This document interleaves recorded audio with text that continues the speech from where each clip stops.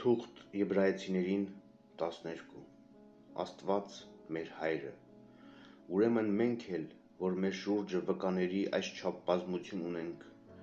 դեն գցենք ամեն հպարտություն և ծանր մեղք, համբերատարությամբ ընթանանք դեպի մրցասպարես, որ բացված է մեր առաջ, նայենք Հիսուսին, հավատի զորագլխին, այն կատարելագործողին, որն իր առաջ դրված ուրախության համար հանձն առավ խաչը, արհամարհեց ամոթը և նստեց Աստծու աթոռի աջ կողմում։ Ապա ուրեմն մտաբերեցեք Հիսուսին, որ այսպես համբերեց իր հանդեպ մեղավորների ունեցած հակառակությանը, որպեսզի չլինի թե հոգնեք և հուսալքվեք, դուք, որ կռվի մեջ դեռ արյուն թափելու չափ չհակառակվեցիք մեղքին և մոռացաք այն հորդորը, որ ուղղված է ձեզ իբրև որդիների։ Որդյակ իմ, Տիրոջ խրատը մի անարգիր և մի վհատվիր, երբ հանդիմանվես նրանից, քանի որ Տերը,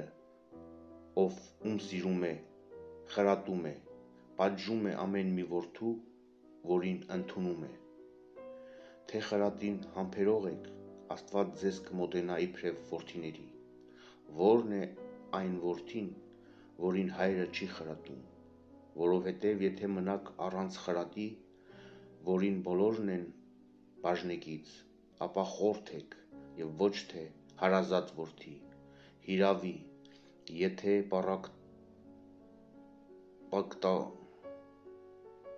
պատկառում ենք մեր մարմնավոր հայրերից, որոնք մեզ խրատում են, որչափ ևս առավել պետք է հնազանդվենք հոգիների Հորը, որ ապրենք, քանի որ սրանք մի փոքր ժամանակ և ըստ իրենց կամեցողության են խրատում, իսկ Նա մեր օգտի համար, որպեսզի հաղորդակից լինենք Նրա սրբությանը։ Ամեն խրատ տվյալ պահին ուրախություն չի թվում, այլ տրտմություն, բայց հետո արդարության խաղաղարար պտուղն է հատուցում նրանով դաստիարակվածներին։ Ուստի ամրացրեք թուլացած ձեռքերը և կթոտած ծնկները, քայլեցեք ուղիղ արահետներով, որպեսզի ով կաղ է չգլորվի, այլ մանավանդ բժշկվի։ Պատիժ անհավատարմության համար։ Բոլորի հետ ճանացեք ապրել խաղաղությամբ և սրբությամբ, առանց որի ոչ ոք Տիրոջը չպիտի տեսնի։ Զգույշ եղեք, չլինի թե որևէ մեկը զրկվի Աստծու շնորհից, դառնության արմատը աճելով, թող ոչ ոքի նեղություն չտա, և նրանով շատերը չպղծվեն, և չլինի թե որևէ մեկը լինի պոռնիկ և պիղծ, ինչպես Եսավը, որը մի ամայի կերակրի դիմաց անդրանկությունը վաճառեց։ Գիտեք, որ թեև նա հետո ուզեց ժառանգել օրհնությունները,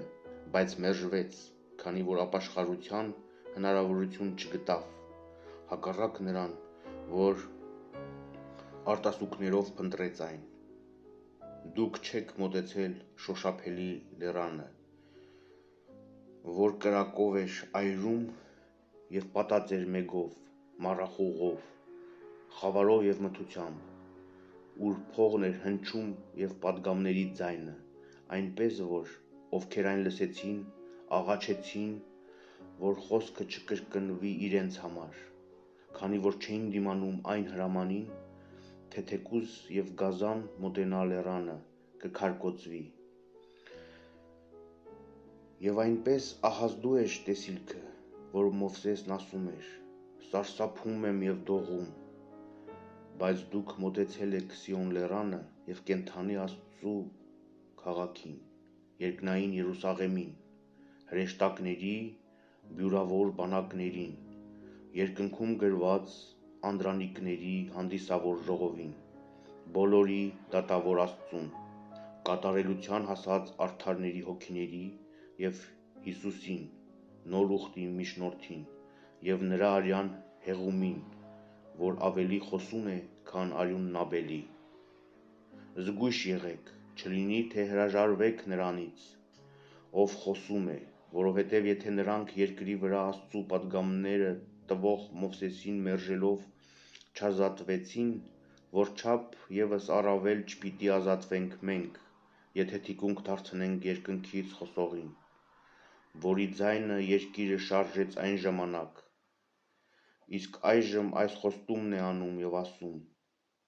մի անգամ էլ պիտի շարժեմ ոչ միայն երկիրը, այլ նաև երկինքը, և մի անգամ էլ